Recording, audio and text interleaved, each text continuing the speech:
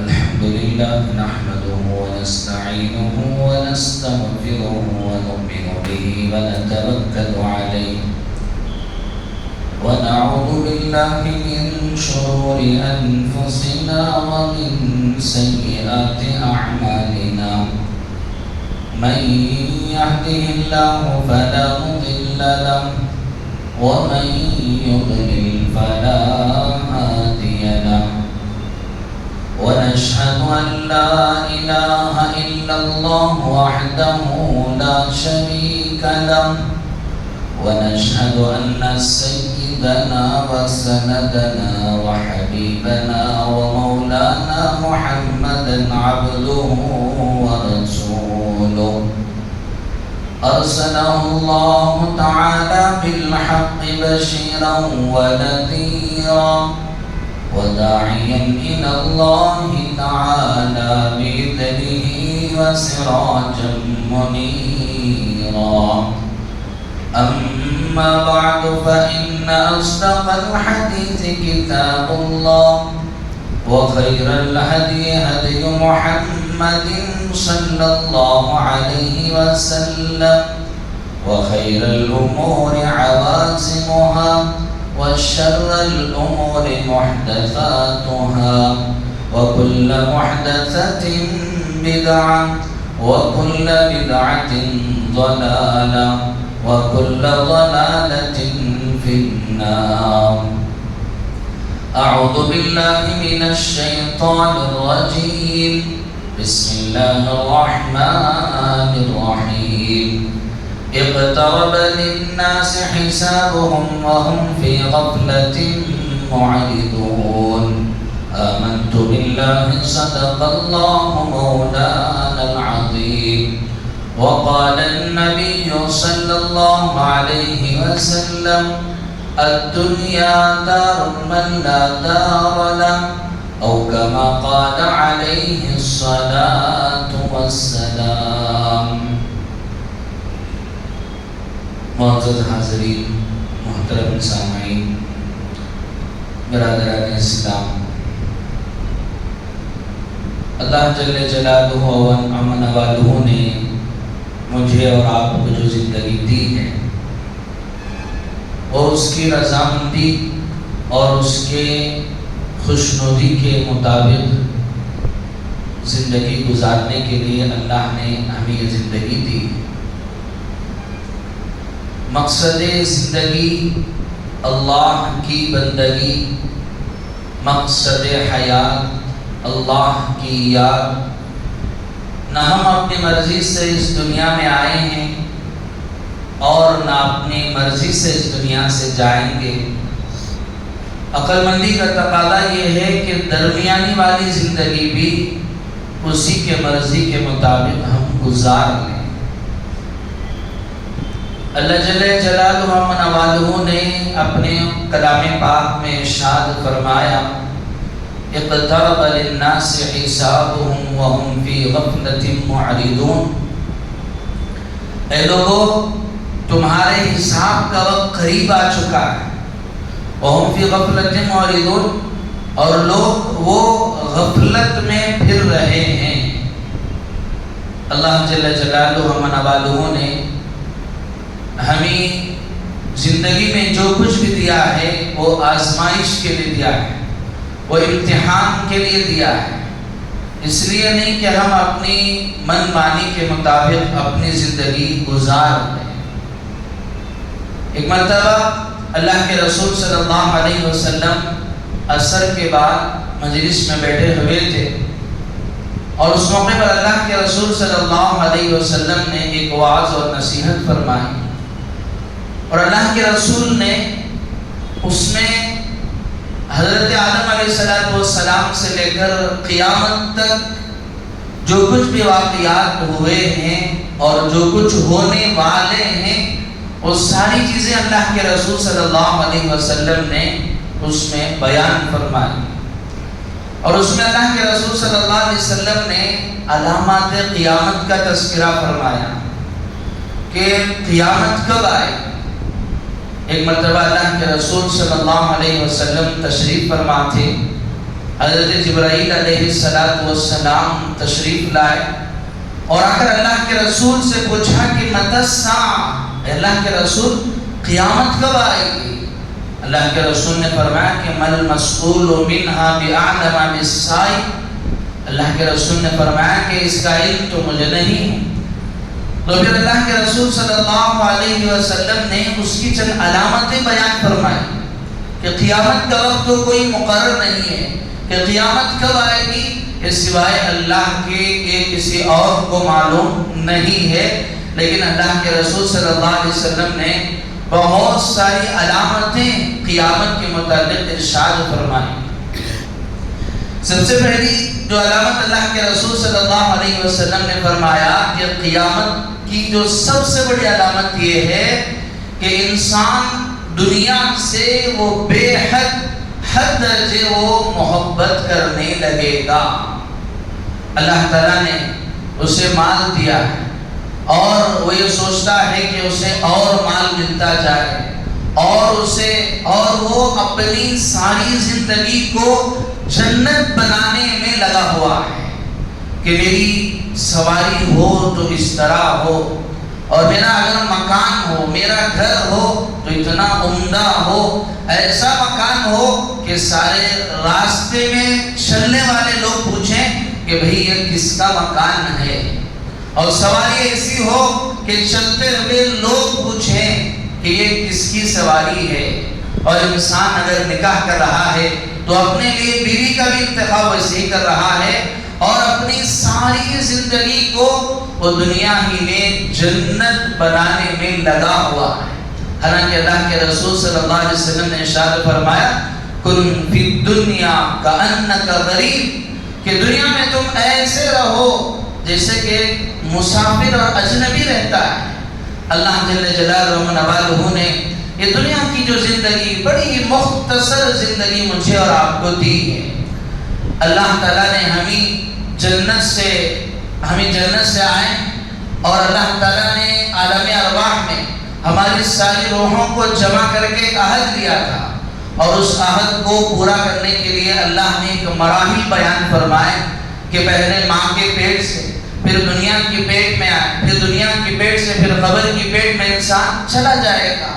بس یہ جو درمیانی زندگی ہے یہ بڑی مختصر سی زندگی ہے، یہ اس آخرت والی زندگی کے تیاری کے لیے اللہ جل جلالہ و نوالہ نے مجھے اور آپ کو دی ہے۔ لیکن جو اللہ کے رسول نے فرمایا کہ دنیا یہ ان الدنیا حلب خضرۃ، اللہ کے رسول نے فرمایا کہ یہ دنیا بڑی میٹھی ہے اور بڑی سرسبز و شاداب ہے، کہ انسان کا یہ مزاج یہ ہے کہ وہ ہریالی کو پسند کرتا ہے، وہ خوبصورتی کو پسند کرتا ہے، خوبصورتی کی طرف اس کا دل وہ جاتا ہے، اور خوبصورتی کو دیکھ کر اس کی طرف انسان مرغوب ہوتا ہے۔ تو اللہ کے رسول صلی اللہ علیہ وسلم نے فرمایا کہ قیامت کی سب سے بڑی علامت یہ ہے کہ انسان وہ دنیا سے بے انتہا محبت کرے گا، اور محبت کرنے کی وجہ یہ ہے کہ دنیا بڑی میٹھی ہے، کہ میٹھی چیز اکثر وہ انسان کو پسند آتی ہے۔ اور بعض مرتبہ انسان کو اگر کوئی شوگر وغیرہ بیماری لگ چکی ہو تو ڈاکٹر کے کہنے کے باوجود بھی انسان وہ کبھی چھپے چھپے اس میٹھی چیز کو کھا لیتا ہے۔ اور یہ دنیا بڑی سرسبز و شاداب ہے، ہریالی ہی ہریالی ہے۔ اللہ کے رسول صلی اللہ علیہ وسلم نے یہ علامات قیامت ارشاد فرمائے، اور اس میں بہت ساری علامتیں اللہ کے رسول نے ایسی بیان فرمائی، آج ہم دیکھ رہے ہیں کہ وہ ساری علامتیں تقریباً قیامت کی وہ تو مکمل ہو چکی ہیں۔ سب سے پہلی علامت اللہ کے رسول صلی اللہ علیہ وسلم نے ارشاد فرمایا کہ قیامت کے قریب مکے کے پیٹ کو چیر کر راستے بنائے جائیں گے، اور اس جگہ پر جو عمارتیں بنائی جائیں گی وہ عمارتیں پہاڑوں کے برابر یا پہاڑوں سے اونچی ہوں گی۔ اللہ کے رسول نے فرمایا کہ مکے کو چیر کر، مکے کے پہاڑوں کو چیر کر جو لوگ حج یا عمرے کو گئے ہوں گے انہوں نے وہاں پر دیکھا ہوگا کہ وہاں پر جو ٹنلز بنائے گئے ہیں اور جو روڈ بنائے گئے ہیں، کوئی آؤٹ رنگ روڈ ہے، کوئی اور اسی طرح کے الگ الگ جو روڈ بنائے گئے ہیں، جس میں دیکھنے سے معلوم ہوتا ہے کہ آج سے 1400 سال قبل جو اللہ کے رسول صلی اللہ علیہ وسلم نے بیان فرمایا کہ گویا کے پہاڑوں کو چیر کر وہ پھر اس کے درمیان سے وہ راستے بنائے گئے، اور آگے اللہ کے رسول نے علامت بیان فرمائی کہ وہاں کی جو عمارتیں ہوں گی وہ پہاڑوں کے برابر یا پہاڑوں سے اونچی ہوگی۔ ہم نے خود حرم میں دیکھا ہوگا کتنی بڑی بڑی عمارتیں ہیں کہ جو اس کے بازو میں، اس کے بغل میں رہنے والے پہاڑوں سے کئی گنا وہ اونچی ہیں۔ تو اللہ تعالیٰ اپنے کلام پاک میں ارشاد فرما رہے ہیں اقترب للناس حسابهم وهم في غفلة معرضون، اے لوگوں حساب کا وقت قریب آ چکا ہے، ابھی بھی تم غفلت میں زندگی گزار رہے ہو۔ کیا تم نے یہ نہیں دیکھا ما یاتیہم من ذکر من ربہم من محدث الا كانوا عنہ معرضین؟ اللہ تعالیٰ آگے فرما رہے ہیں کہ تم سے پہلے کتنے لوگ آئے، وہ بھی تو اس دنیا میں آ کر یہی چاہ رہے تھے کہ ہم اپنی من چاہی زندگی گزاریں گے۔ اللہ نے فرمایا کہ قارون کو کیا تم نے دیکھا؟ یا لیت لنا مثل ما اوتی قارون انہ لذو حظ عظیم فخسفنا به وبداره الارض۔ اللہ فرما رہے ہیں کہ آج ہر انسان اس کوشش میں اور اس طرح میں لگا ہوا ہے کہ میرے پاس اگر مال ہو، دولت ہو تو اتنی زیادہ ہو جیسا کہ قارون کی طرح۔ جب قارون کا خزانہ، جب اس کے خزانے کی چابیاں وہ کئی خنجروں پر رکھ کر اس کو بازار میں لے جایا جاتا تو دو طرح کے لوگ تھے۔ ایک لوگ وہ تھے وہ کہتے تھے کہ یا لیت لنا مثل ما اوتی قارون، کاش ہمارے پاس بھی اتنے خزانے ہوتے جتنے خزانے کے قارون کے پاس۔ ایک اور وہ لوگ تھے وقال الذین اوتوا العلم ویلکم ثواب اللہ، ایک وہ لوگ بھی تھے ارے یہ خزانے تو کیا ہیں، ہلاکت ہے، بربادی ہے، توپ ہے ایسے خزانوں پر، ایک نہ ایک دن تو ختم ہو جانے والے ہیں۔ اللہ تعالیٰ فرما رہے ہیں کیا تم نے پچھلے لوگوں کی وہ واقعات نہیں دیکھے؟ شداد بھی اس دنیا میں ہی تھا، اس نے اپنی زندگی میں بھی اس نے ایسا ہی سوچا کہ اپنی زندگی کو جنت بنا دے، اور اس نے جنت نما محل بنا لیا، لیکن اللہ کی مرضی نہیں تھی تو قدم کے رکھنے سے پہلے موت نے آ کر اس کو اچک لیا۔ تو اللہ تعالیٰ فرما رہے ہیں کہ اس سے تم عبرت حاصل کرو، اور اس کے لیے اللہ کے رسول نے یہ علامات بیان فرمائے کہ دیکھو یہ ساری علامتیں اگر پیش آ رہی ہیں تو تمہیں اور بھی زیادہ توبہ کرنا چاہیے۔ اللہ کے رسول صلی اللہ علیہ وسلم کے زمانے میں ایک مرتبہ آندھی چلی، حضرت عمر رضی اللہ تعالیٰ عنہ نے ارشاد فرمایا کہ جاؤ جا کر امہات المؤمنین سے پوچھو کہ کہیں قیامت تو نہیں آ گئی۔ تو حضرات صحابہ کرام گئے اور ام المؤمنین حضرت عائشہ صدیقہ رضی اللہ تعالیٰ عنہ سے پوچھا کہ تیز آندھی چل رہی ہے، حضرت عمر یہ پوچھ رہے ہیں کہ کہیں قیامت تو نہیں آ رہی ہے؟ تو حضرت عائشہ صدیقہ رضی اللہ تعالیٰ عنہ نے فرمایا کہ نہیں، قیامت اس وقت تک نہیں آئے گی جب تک کہ دو علامتیں وہ مکمل نہ ہو جائیں۔ اس موقع پر حضرت عائشہ صدیقہ رضی اللہ تعالیٰ عنہ نے فرمایا کہ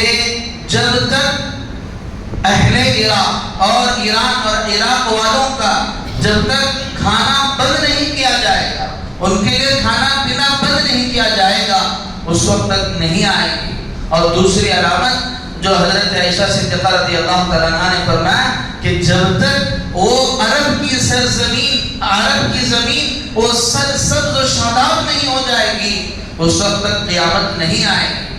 اللہ کے رسول صلی اللہ علیہ وسلم نے اس میں دو علامتیں ارشاد فرمائی۔ ایک علامت تو یہ بیان فرمائی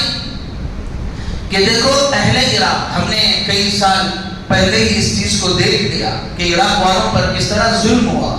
ان پر کھانا پانی بند کر دیا گیا، ان پر کئی طرح کے میزائل برسائے گئے، اور کھانا تو بہت دور کی بات، جب وہاں پر لوگ موجود تھے ان کے لیے دعائیں تک نصیب نہیں ہو رہی تھی۔ جس طرح کہ ہم آج غزہ والوں کے لیے دیکھ رہے ہیں، اسی طرح کا ایک منظر آج سے کئی سال قبل ہو چکا ہے۔ آج اہل غزہ کو ہم دیکھ رہے ہیں کہ وہ لوگ صرف بمباری کی وجہ سے ہلاک نہیں ہو رہے ہیں، بلکہ بھوک و پیاس کی بنیاد پر معصوم بچے وہ اپنی جانوں کو کھو رہے ہیں، اور یہ جو اقوام متحدہ ہے وہ کہہ رہی ہے کہ یہ جو مرنے کا سلسلہ ہے اس کو روکنا بڑا مشکل نظر آ رہا ہے،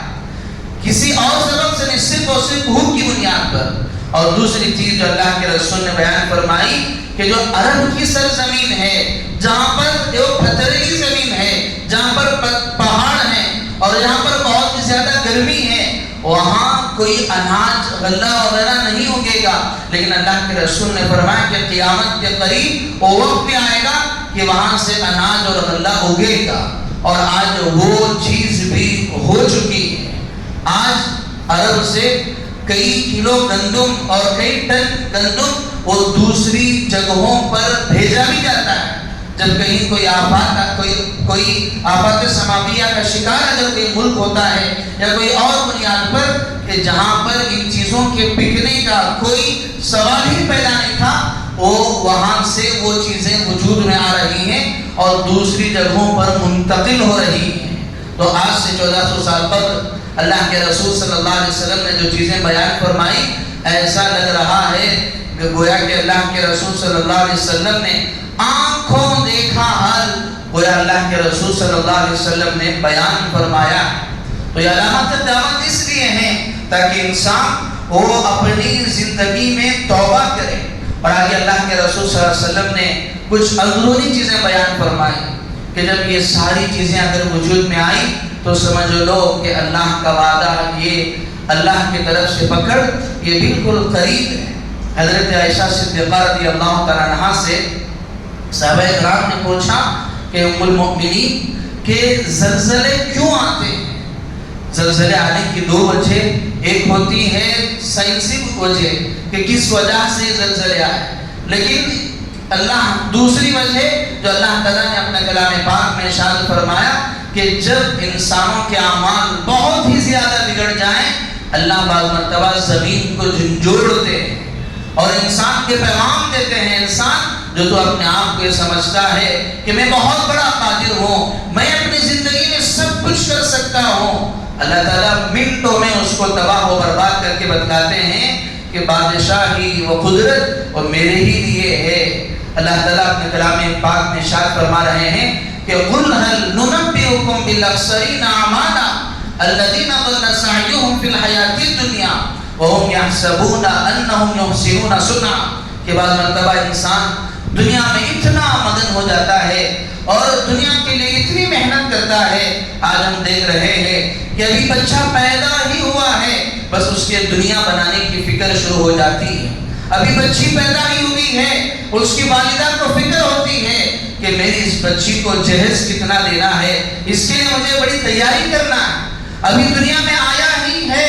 تو اس کے لیے بجائے اس کے دین کی فکر کرنے کی اس کے دنیا کی فکر کی جاتی ہے، اور یہ تبھی سے ایک منصوبہ اور پلان بنایا جاتا ہے کہ میں اپنی لڑکی کو اگر نکاح کر کے دوں تو جہیز میں اتنا دوں گی کہ اس کے سارے لوگ اس کو دیکھتے رہ جائیں، کہ ابتدا ہی سے ساری محنت دنیا کہ انسان جب بچہ پیدا ہو رہا ہے تو اس اپنے والدین کی فکر بھی یہی ہے کہ اس کی دنیا کو بنایا جائے۔ تو اللہ تعالیٰ فرما رہے ہیں کہ ذرا یہ سوچ کر دیکھو، جی تم یہ سوچ رہے ہو کہ اگر میری بیٹی اگر سسرال میں جائے گی تو وہ اگر جہیز نہیں لائے گی تو لوگ اسے تانا دیں گے، اور ذرا تم یہ تصور کرو کہ تمہیں اللہ کے پاس بھی جانا ہے، اللہ کے پاس جب جانا ہے تو اللہ کے پاس اگر اعمال کا جہیز اگر لے کر نہیں جاؤ گے تو پھر وہاں تمہاری وہ ناکامی ہی ناکامی۔ اللہ تعالیٰ فرما رہے قُلْ هَلْ نُنَبِّئُكُمْ بِالْأَخْسَرِينَ أَعْمَالًا انسان محنت پڑتا ہے اور بعض مرتبہ اس کی محنت وہ نتیجے تک نہیں پہنچتی، وہ بڑی محنت سے اس چیز کو بناتا ہے لیکن اس کو فیل ہو جاتا ہے اور اس کا رزلٹ اسے صحیح نہیں ملتا۔ لیکن اللہ تعالیٰ فرما رہے ہیں ایک ہے سب سے بدترین محنت کہ انسان خوب محنت کرے لیکن اسے آخری میں نتیجہ کچھ بھی نہ ملے۔ اللہ فرما رہے ہیں قُلْ هَلْ نُنَبِّئُكُمْ بِالْأَخْسَرِينَ أَعْمَالًا کہ میں تمہیں بتاؤں کہ اعمال کرنے والوں میں، محنت کرنے والوں میں سب سے زیادہ نقصان اٹھانے والا کون ہے؟ الَّذِينَ ضَلَّ سَعْيُهُمْ فِي الْحَيَاةِ الدُّنْيَا جن کی کوششوں نے انہیں دنیاوی زندگی میں گمراہ کر دیا. انہوں نے اپنی ساری زندگی کا جو محور سمجھا کہ وہ اپنی دنیاوی زندگی کو اچھا بنانا ہے. اپنی زندگی کی انہوں نے پلاننگ کی، اس پلاننگ میں انہوں نے آخرت کو شامل ہی نہیں کیا. ان کا جو پلاننگ تھی وہ صرف اس دنیا سے جانے تک کی تھی. لیکن اس دنیا سے جانے کے بعد ایک اور زندگی ان کے ساتھ جو پیش آنے والی ہے، جو ہمیشہ کی زندگی ہے، جس میں انسان کو ہمیشہ رہنا ہے، انہوں نے اس کی پلاننگ نہیں کی. الذین ضل سعیہم فی الحیاۃ الدنیا، کہ ان کی ساری محنتیں دنیا ہی کی تھی. لیکن وہم یحسبون انہم یحسنون صنعا، لیکن وہ یہ سمجھتے رہے کہ ہم ہی ہیں جو دنیا میں بہت سب سے اچھا کام کر رہے ہیں. یحسبون انہم یحسنون صنعا، کہ ہم سب سے بہتر کام کر رہے ہیں. اللہ تعالیٰ یہ جگہ جگہ کلام پاک میں چیزیں بیان فرما رہے ہیں. آگے اللہ کے رسول صلی اللہ علیہ وسلم نے حضرت عائشہ صدیقہ رضی اللہ تعالیٰ عنہا نے علامات قیامت ارشاد فرمایا کہ قیامت کی علامتوں میں سے ایک علامت یہ ہے کہ عورت وہ اپنے لیے جو خوشبو کا استعمال کرے گی، وہ خوشبو کا استعمال اور غیر محرم کے لیے کرے گی. کہ عورت اگر خوشبو کا اگر استعمال کر رہی ہے اپنے شوہر کے لیے، اور وہ اپنے زوج محترم کے لیے اگر وہ کر رہی ہے، تو پھر اس کے لیے ثواب کا ذریعہ ہے. اگر بجائے اس کے وہ اس خوشبو کا استعمال کسی نامحرم کے لیے، کہ گھر میں اگر رہ رہی ہے تو وہ کیسے بھی رہے، وہ اس کا کوئی فکر اس کو نہیں ہے، لیکن جب گھر سے باہر جاتی ہے تو بڑا خوشبو لگا کر اپنے آپ کو سنوار کر سجا کر کسی اور کے لیے، نامحرموں کے لیے اور کسی فنکشن کے لیے جب جا رہی ہے، تو وہ گویا کہ اپنے آپ کو بالکل تیار کر کے. تو اللہ کے رسول صلی اللہ علیہ وسلم نے جو علامات ارشاد فرمائے حضرت عائشہ صدیقہ رضی اللہ تعالیٰ عنہا نے، کہ عورت وہ خوشبو کا جو استعمال کرے گی وہ نامحرم کے لیے کرے گی. اور دوسری علامت جو حضرت عائشہ صدیقہ رضی اللہ تعالیٰ عنہا نے بیان فرمائی کہ عورت وہ نامحرموں کے سامنے بے پردہ ہونے کو کوئی عیب نہیں سمجھے گی. آج ہم دیکھ رہے ہیں کہ کسی نہ کسی طرح اس فتنے میں آج اس امت کی عورتیں وہ اس فتنے کا شکار ہیں. آگے اللہ کے رسول صلی اللہ علیہ وسلم نے ارشاد فرمایا کہ ان تلد الامۃ ربتها، کہ قیامت کی علامتوں میں سے یہ ہے کہ مائیں وہ اپنے آقاؤں کو جنم دے گی. کہ اولاد جو ہو رہی ہے وہ اولاد اپنے وہ ماں باپ پر حاکم بن رہی ہے. کہ ماں باپ اپنے بچوں کو نصیحت کرتے ہیں، لیکن نصیحت کرتے ہوئے انہیں ڈر ہو رہا ہے کہ جیسے ہی کچھ نصیحت کیے اولاد کو فوراً وہ اپنے والدین پر چلانے لگتے ہیں اور وہ ان سے ناراضگی کا اظہار کرتے ہیں. اور کچھ زیادہ اگر والدین اگر اپنی اولاد کو نصیحت کرنے لگے تو وہ کہتے ہیں کہ میں کہیں جا کر مر جاؤں گا اور میں گھر چھوڑ کر چلا جاؤں گا. اور والدین وہ ڈر رہے ہیں، گویا کہ اب اولاد وہ اپنے والدین پر حاکم ہیں، وہ اپنا حکم چلا رہے ہیں. اور آگے ایک اور علامت جو اللہ کے رسول صلی اللہ علیہ وسلم نے ارشاد فرمائی کہ انسان وہ اپنے باپ سے زیادہ وہ دوست کو اپنا ہمدرد سمجھے گا، وہ اپنے باپ کو دشمن سمجھے گا. اور جب باپ اس کو نصیحت کرے گا تو نصیحت جب باپ کرے تو اسے ایسا لگے گا کہ گویا کہ یہ باپ نہیں، یہ میرا باپ ہے، اور جو اس کا دوست ہے، جو اس سے اب اس کے والد کے عمر میں اس سے کئی گنا چھوٹا ہے اور جس کو زندگی کا اتنا تجربہ نہیں ہے، لیکن وہ دوست جب اس کو نصیحت کرتا ہے، اسے کوئی بات بتاتا ہے تو اسے بڑی اچھی لگتی ہے. کیوں؟ اس لیے کہ وہ اس کے لیے جو ظاہری اعتبار سے اچھا نظر آ رہا ہے اس کے مطابق وہ رائے دیتا ہے. لیکن والدین وہ اس کی خیر خواہی کو سوچ کر، اس کے مستقبل و فیوچر کو سوچ کر کہ یہ اچھا ہو جائے گا، یہ سوچ کر جب اس کو نصیحت کرتے ہیں اور جب کوئی بات بتاتے ہیں تو پھر وہ باپ اسے دشمن لگتا ہے. تو میرے عزیزوں، یہ علامات قیامت ہیں جو اللہ کے رسول صلی اللہ علیہ وسلم نے بیان فرمائے. ایک اور علامت جو اللہ کے رسول نے بیان فرمائے کہ قیامت کے قریب وہ مساجد میں شور و غل ہوگا. انسان مسجد میں آ رہا ہے تو بڑے زور و شور سے وہ بات چیت کر رہا ہے اور اپنے مسائل وہ مسجد میں بیٹھ کر حل کر رہا ہے اور دنیاوی ساری چیزیں وہ مسجد میں ہو رہے ہیں. حالانکہ مسجد اللہ کا گھر ہے. انسان آتا ہی ہے صرف تھوڑی دیر کے لیے. اللہ تعالیٰ نے دن میں 24 گھنٹے انسان کو دیے ہیں تو اس میں سے بڑی مشکل سے 1 یا 1.5 گھنٹہ وہ مسجد کو آ رہا ہے. لیکن وہ مسجد کو آ رہا ہے تو اس 1 یا 1.5 گھنٹے میں بھی اس کی زبان پر اور اس کے عقل پر اور اس کے دماغ پر دنیا سوار ہے اور وہ مساجد میں شور و غل ہونے لگے. اللہ کے رسول صلی اللہ علیہ وسلم نے فرمایا کہ یہ قیامت کی علامتیں ہیں. ایسی بے شمار علامتیں ہیں جو ہم نے اپنی آنکھوں سے دیکھ لیے ہیں اور اس میں سب سے بڑی جو علامت جو اللہ کے رسول نے بیان فرمائی وہ دنیا کا دھوکہ ہے. حضرت خواجہ فرید الدین گنج شکر رحمۃ اللہ علیہ نے فرمایا کہ یہ دنیا ایک خوبصورت سانپ کی طرح ہے کہ جس طرح ایک سانپ وہ دکھنے میں ہرا نظر آ رہا ہے اور جب دیکھنے والا اس کو دیکھ رہا ہے تو بڑا خوبصورت نظر آ رہا ہے. لیکن جب وہ اس کے قریب جائے گا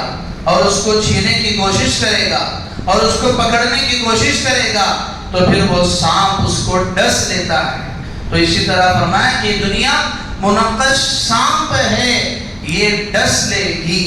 تو اس دنیا کے فتنے سے اگر بچنا ہے تو ہمیں جس طرح سپیرے وہ سانپ کو اس کے زہر ہونے کے باوجود اس کی ٹیکنیک استعمال کر کے اس کو اپنے قابو میں کر لیتے ہیں اور اس کو پکڑ لیتے ہیں اور پکڑ کر وہ اس کو اپنے جھولی میں ڈال کر لے جاتے ہیں. حالانکہ سانپ تو بڑا زہریلا تھا اور اس کے دانتوں کو توڑ دیتے ہیں اور اس کو اپنے ساتھ رکھتے ہیں. کیوں؟ انہوں نے اس کی وہ ٹیکنیک اور اس کا گر اور اس کا جو حربہ اور اس کا جو فن تھا انہوں نے اس کو سیکھا تھا کہ ہمیں اس سانپ کو استعمال کرنا ہے لیکن اس کے زہر سے بھی ہمیں اپنے آپ کو بچانا ہے. اسی طرح حضرت خواجہ فرید الدین گنج شکر رحمۃ اللہ علیہ نے فرمایا کہ اس دنیا کے زہر سے اپنے آپ کو بچاؤ اور اپنے آپ کو بچانے کا ہنر سیکھو. اور انہوں نے اس کی مثالیں دی کہ جس طرح یہ اپنے آپ کو بچا کر لے گئے حضرات صحابہ کرام رضی اللہ عنہم اجمعین. ایسا نہیں کہ حضرات صحابہ کرام رضی اللہ عنہم اجمعین کی زندگی میں ہمیشہ وہ فقر و فاقہ ہی تھا.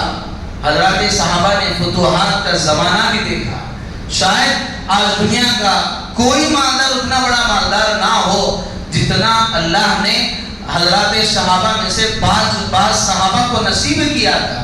آج کی دولت تو وہ کاغذوں پر ہے, وہ سکوں پر ہے, وہ صرف پیپروں پر ہے. لیکن حضرات صحابہ کو اللہ تعالیٰ نے جب ملک شام فتح ہوا اور جب ایران فتح ہوا, کئی ممالک جب اللہ تعالیٰ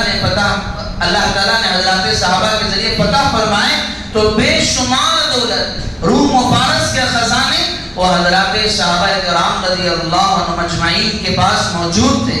ایک صحابی رسول حضرت عبد الرحمن ابن عوف رضی اللہ تعالیٰ عنہ جب اس دنیا سے جائے تو اتنی زیادہ دولت چھوڑ کر گئے تھے. علماء نے لکھا ہے جس طرح ایک پہاڑ ہوتا ہے, سونے کا پہاڑ جیسی دولت وہ اس دنیا سے چھوڑ کر گئے تھے. لیکن یہ وہ لوگ تھے جو اس دنیا کے زہر سے اپنے آپ کو کیسے بچانا ہے انہوں نے اس کو سیکھ لیا تھا.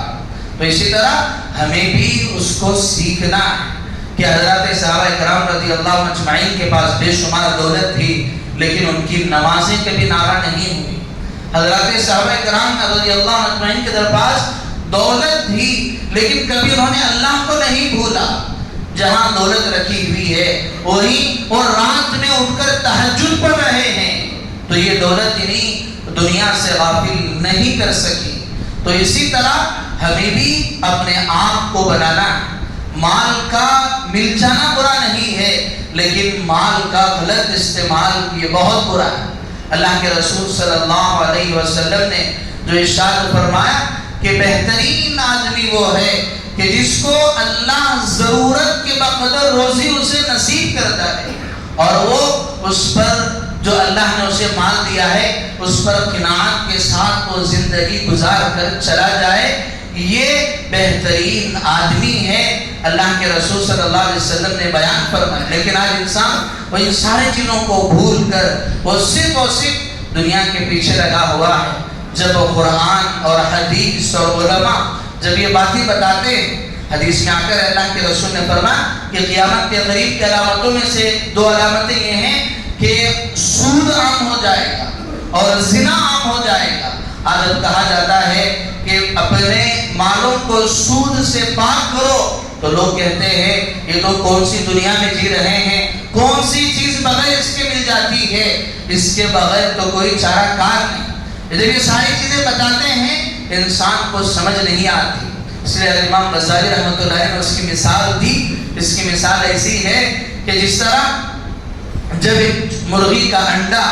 جب اس کے اندر چوزا بنتا ہے، اگر اس چوزے کو اگر کہا جائے کہ دیکھ تو اس انڈے سے باہر مت نکل، اگر تو اس سے اگر باہر نکلے گا تو تجھے باہر نکلنے کے بعد ایک 6 فٹ کے انسان موجود ہیں، وہ تجھے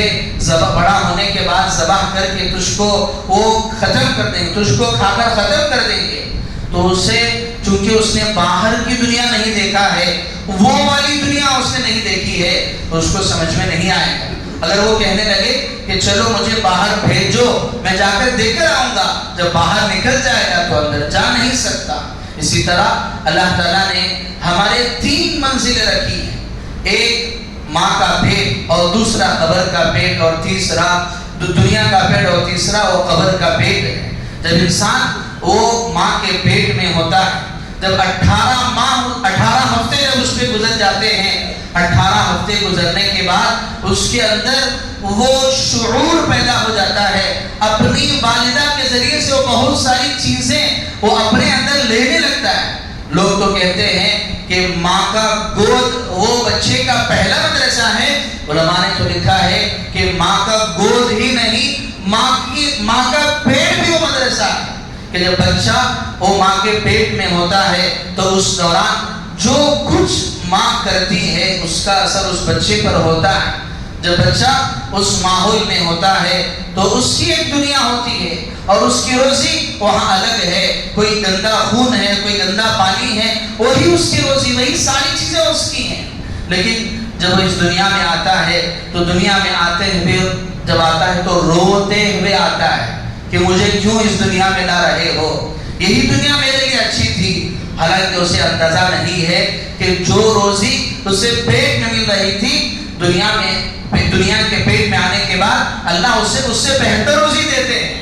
اور اس سے بہتر روزی اللہ اسے اس دنیا میں نصیب کرتے ہیں۔ لیکن چونکہ بچہ اس دنیا کو دیکھا ہوا نہیں ہوتا تو بچہ جیسے اس دنیا میں آتا ہے تو رونے لگتا ہے۔ جس طرح وہ مرغی کا چوزا اسے جب تک وہ باہر نہ آ جائے اسے پتہ نہیں چلتا ہے کہ دنیا کیا ہے، اسی طرح میرے عزیزوں آخرت کی باتیں، ہم نے جو ایمان ہے الذین یؤمنون بالغیب، ہمارا ایمان ہی غیب پر ہے، آخرت پر ہے، قیامت پر ہے، جنت پر ہے، دوزخ پر ہے، اور ہم سب کو یقین ہے کہ ہمیں اللہ کے دربار میں جانا ہے، اللہ کے دربار میں پیشی ہوگی، اپنی زندگی کے ہر منٹ کا ہر سیکنڈ کا ہمیں اللہ کے سامنے حساب دینا ہے۔ لیکن جب ہمیں یہاں آخرت کی باتیں کہی جاتی ہیں تو ہم کو سمجھ میں نہیں آتی۔ اس سے بھی اور آگے مثال علماء نے دی ہے کہ جب شکاری سمندر میں وہ کسی کھانے کے دانے کو، کسی ٹکڑے کو وہ سمندر میں ڈالتا ہے، جب سمندر میں ڈالتا ہے تو مچھلی اس کو پکڑنے کے لیے آتی ہے، دوسری مچھلی اس کو سمجھاتی ہے کہ دیکھ یہ جو غذا ہے یہ اصل میں تیری غذا نہیں ہے بلکہ یہ تجھے پکڑنے کا ذریعہ ہے۔ اور جب اس سے کہا جاتا ہے تو وہ کہتی ہے کہ مجھے تو کچھ نظر نہیں آ رہا، مجھے تو صرف اور صرف یہ دانہ نظر آ رہا ہے۔ جس طرح وہ جب مچھلی اس کو سمجھتی نہیں ہے لیکن جب وہ اس دانے کو کھانے جاتی ہے تو شکار اس کو پکڑ لیتا ہے، اور پکڑ لینے کے بعد پھر اس کو لے کر اس کو فرے کر کے اس کو ختم کر دیا جاتا ہے۔ جب تک وہ باہر نہیں آتی لیکن اس کو سمجھ میں نہیں آتا، اسی طرح میرا اور آپ کا آج کا یہ فطرت بن گئی ہے، یہ مزاج بن گیا ہے کہ آخرت کی باتیں اگر کہی جائے گی تو کہیں گے کہ جب آئے گی جب دیکھا جائے گا، وہ تو بات کی بات ہے۔ اب جیسے حلال ہو یا حرام ہو کسی طرح وہ دنیا ہم کما لیں گے نہیں۔ اللہ تعالیٰ فرمائے من کان یرجو لقاء ربہ فلیعمل عملا صالحا ولا یشرک بعبادۃ ربہ احدا۔ تم میں سے ہر ایک کو میرے پاس آنا ہے اور میرے دربار میں پیش ہونا ہے۔ آج اگر کوئی آدمی کسی بڑے آدمی سے ملاقات کے لیے جائے گا تو وہ بالکل تیار ہو کے، وہ اچھے سے کپڑے پہن کے، خوشبو لگا کے، وہ ادب کے ساتھ اس کے دربار میں جاتا ہے۔ یہیں اگر کہہ دیا جائے کہ ابھی قریب میں یہاں پر میٹرو کی اوپننگ ہونے والی ہے، وہاں پر ملک کے پی ایم آنے والے ہیں، تمہیں ملاقات کے لیے جانا ہے، تو انسان اپنے آپ کو سوار کر سجا کر کیوں مجھے ملک کے پی ایم سے ملنا ہے، وہ بالکل تیار ہو کر جاتا ہے اور ساتھ میں خالی ہاتھ جانے کے بجائے تحفے اور ہدیے لے کر جاتا ہے۔ اللہ تعالیٰ فرما رہے ہیں میں خالق ارض و سما، کون و مقام، میں ساری کائنات کا بنانے والا ہوں، میرے دربار میں بھی تم سب کو آنا ہے۔ اب آ رہے ہو تو تم خود طے کرو وَتَزَوَّدُوا فَإِنَّ خَيْرَ الزَّادِ التَّقْوَىٰ۔ میرے پاس جب آؤ گے تو کیا تم نیکی کا توشہ لے کر آؤ گے یا تم نیک اعمال کر کے لاؤ گے، یا پھر اللہ نے فرمایا کہ وَهُمْ يَحْمِلُونَ أَوْزَارَهُمْ عَلَىٰ ظُهُورِهِمْ أَلَا سَاءَ مَا يَزِرُونَ۔ یہ ضرور اللہ تعالیٰ فرما رہے ہیں اگر تم تقوی کا، میرے ڈر کا، میرے خوف کا اگر ہدیہ اور تحفہ اگر لے کر آؤ گے تو پھر تمہارے لیے کامیابی ہی کامیابی ہے، نہیں تو اللہ تعالیٰ فرما رہے کہ انسان اس دنیا میں رہتے ہوئے جو بھی گناہ کر رہا ہے وہ گویا کہ وہ اپنے پیٹھ پر بوجھ لاد رہا ہے کہ وَهُمْ يَحْمِلُونَ أَوْزَارَهُمْ۔ اگر کسی کی غیبت کر دی تو وہ گناہ اس کے پیٹھ پر بوجھ ہو گیا، کسی کا مال وہ غلط طریقے سے لے لیا وہ اپنے پیٹھ پر بوجھ ہو گیا، اپنے والدین کی نافرمانی کر کے گناہ وہ اپنے پیٹھ پر لے لیا، یہ ساری چیزیں لے کر تمہیں جانا ہے۔ اللہ تعالیٰ فرما رہے ہیں کہ اللہ ساء ما یزرون، ارے کتنا برا ڈھونا ہے کہ ایک انسان اپنے محنت، وہ ایک مزدور وہ اپنے پیٹھ پر کوئی چیز لاد کر جاتا ہے اور وہ ڈھو کر جا کر جب رکھتا ہے تو اسے اس کی مزدوری ملتی ہے، لیکن تم کیا چیز ڈھو کر لا رہے ہو، گناہ لے کر آ رہے ہو میرے دربار میں۔ اللہ ساء ما یزرون، کتنے برے ڈھونے والے ہو، کتنا برا بوجھ لانے والے ہو، ارے اگر لا بھی رہے ہو تو کوئی اچھی سی چیز لاؤ۔ اللہ تعالیٰ فرما رہے من کان یرجو لقاء ربہ، اللہ نہیں ہے من کان یرجو لقاء ربہ فلیعمل عملا صالحا ولا یشرک بعبادۃ ربہ احدا۔ اللہ فرما رہے کہ جو اپنے رب سے ملاقات کی امید رکھتا ہے، جسے طلب ہے کہ وہ اللہ سے ملے، فلیعمل عملا صالحا، اس کو چاہیے کہ نیک اعمال کرے، ولا یشرک بعبادت ربہ احدا، وہ اپنے رب کے ساتھ عبادت میں کسی کو شریک نہ کرے۔ علماء نے لکھا ہے دنیا کی محبت، عورت کی محبت، مال کی محبت، حب زن، حب زر اور حب مال، زن پرستی اور عورت پرستی، یہ جتنی بھی چیزیں ہیں گویا کہ شرک ہے، کہ گویا کہ اس نے اللہ تعالیٰ کی محبت میں شریک کیا ہے۔ تو اللہ فرما رہے کہ میرے پاس آؤ تو نیک اعمال لے کر آؤ، دنیا کی محبت کے ساتھ مت آؤ، مال کی محبت کے ساتھ مت آؤ، عورت کی محبت کے ساتھ مت آؤ۔ کیوں؟ اللہ کے رسول صلی اللہ علیہ وسلم نے حضرت ابوذر سے فرمایا اے ابوذر، اپنے سواری کے توشے کو اور اپنے اعمال کو بڑا مضبوط رکھنا، اس لیے کہ آپ کا رب وہ بڑا باریک بھی ہے۔ آج اگر تم کسی کے پاس تحفہ اور ہدیہ لے جا رہے ہو، اگر وہ اندر سے خراب ہو چکا ہے اور اگر تم نے اوپر سے اس کو سنہرا پیپر لگا کر اس کو پیش کر دیا تو اس کو کوئی پتہ نہیں چلے گا، لیکن اللہ تو بڑے باریک بھی ہیں۔ جب اللہ کے دربار میں پیشی ہوگی تو تمہارے سامنے نامہ اعمال جب رکھا جائے گا، انسان وہ پریشان ہو جائے گا، وہ کہے گا ما لہذا الکتاب لا یغادر صغیرۃ ولا کبیرہ، انسان کہے گا ارے یہ کیسے نامہ اعمال ہے، نہ تو چھوٹی سی چھوٹی چیز کو بھی اس میں نہیں چھوڑا گیا ہے اور نہ ہی کسی بڑی چیز کو چھوڑا گیا ہے۔ تو میرے عزیزوں، یقیناً ہمیں سے ہر ایک کو اپنے رب کے پاس جانا ہے، اور جب ہمیں جانا ہے تو ہمیں خود طے کرنا ہے کہ اپنے رب کی بارگاہ میں ہمیں نیک اعمال کا ہدیہ یا تحفہ لے کر جانا ہے، یا وہ گناہوں کا بوجھ اٹھا کر لے کر ہمیں جانا ہے۔ اللہ کی بارگاہ میں ایک جو انسان نیک اعمال لے کر جائے گا اس کا استقبال کیا جائے گا، جس طرح وہ کوئی آدمی بیرون ملک میں 4 سال 5 سال رہا ہو، جب وہ ہمارے اس ملک کو آئے تو اس کے والدین، اس کے رشتہ دار، اس کے بچے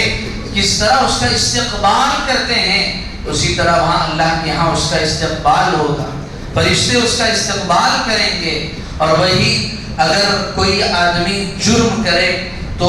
جیل میں جاتے ہوئے اس کا استقبال بھی کرتے ہیں، لیکن لاٹھی اور ڈنڈوں سے اس کا استقبال کیا جاتا ہے۔ اسی طرح ہمیں یا تو اپنے رب کی بارگاہ میں نیک اعمال بن کر جانا ہے یا پھر مجرم بن کر جانا ہے، یہ مجھے اور آپ کو طے کرنا ہے۔ اللہ سے دعا ہے اللہ مجھے اور آپ کو اعمال صالحہ کی توفیق عطا فرمائے اور دنیا کی محبت سے اپنے آپ کو بچانے کی اللہ توفیق عطا فرمائے۔ آخر میں گزارش ہے،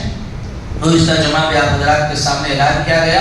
کہ ہمارے اس مسجد کے جو کنسٹرکشن کا کام چل رہا ہے، الحمدللہ وہ فنیشنگ کا کام چل رہا ہے۔ ابھی اوپر کے حصے میں ٹائلز وغیرہ ڈالے جا رہے ہیں، جہاں جہاں بھی باقی ہیں اس کو جو جوڑا گیا، چونکہ اوپر کا جو حصہ ہے وہ سب سے بڑا حصہ ہے، جس میں اندازہ لگایا گیا ہے کہ 1200 مسلح اس میں بنتے ہیں، اور ٹیکس کے حساب سے جو لگائی جا رہی ہے اور ایک کی قیمت 600 ہے۔ اور چونکہ ابھی فی الحال کے لیے وہ ایک آدھ دن سے کام اس لیے رکا ہے چونکہ میٹریل نہیں ہے، تو لہذا آپ حضرات سے درخواست ہے کہ اللہ کے گھر کی تعمیر کے لیے آپ تعاون فرماتے ہوئے جائیں، کہ آپ اللہ کے گھر میں جو بھی تعاون کریں گے اللہ اس کے بدلے میں آپ کے لیے